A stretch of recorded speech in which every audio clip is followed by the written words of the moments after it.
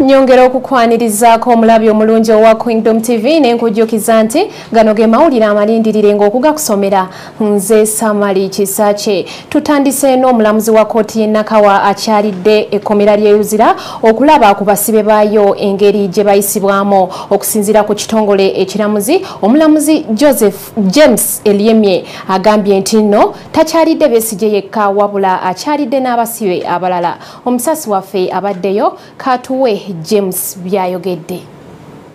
Enkya ya leero omulamuzi wa kkooti y'e Nakawa James Eliemye Mawanda abitaddemu engatto n'ayolekera ekkomera ly'e Luzira okulambula abasibe abaliyo. Ono atuuse ku ssaawa nga 4 n'ekitundu ng'era azze yeevuga mmotoka ey'ekika kya Mitsubishi era n'ayingira butereevu mu wankaaki w'ekkomera.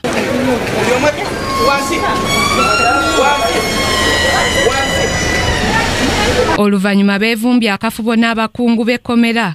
Kyokka wadde omulamuzi James Eliemye yasuubizanga bw'agenda okukyalira ekkomera bwe yali awozesa Besigye ategeezezza nga amateeka bwe gamulagira okulambula abasibe bonna. When we visit prisons, we don't visit individuals.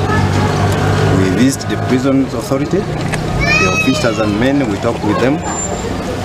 After which we look around, they show us the facilities which they have.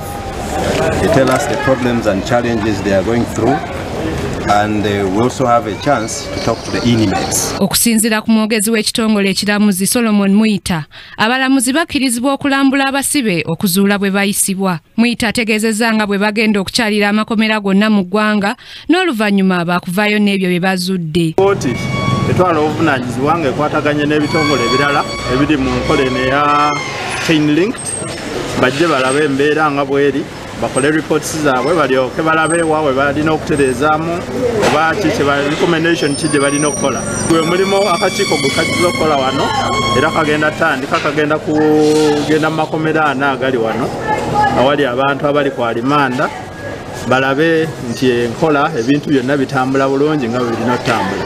Ebyongo bitadde ku bbali banywanyi ba Kano Dr. Kizza Besigye nga bakulembeddwamu Lord Mayor wa Kampala Ssalongo Elias Lukwago n'omubaka wa Kira Municipality Ibrahim Semujunganda bakyalidde Kano Dr. Kizza Besigye mu kkomera gy'ali e Luzira. Wabula bategeezezza Besigye bwali omunyiivu olw'abannabyabufuzi abasalawo okugenda ewa President Museveni ne bamwegayirira amute kyokka nga tebaamala kumwebuuzaako.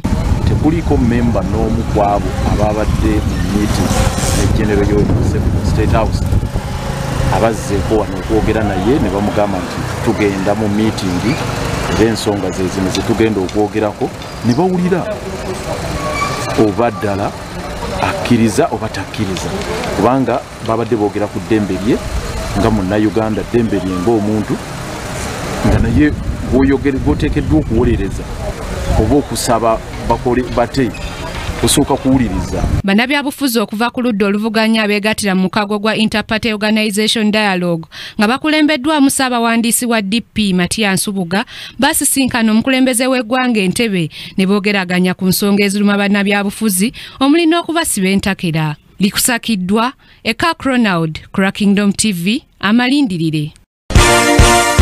This is Kingdom TV.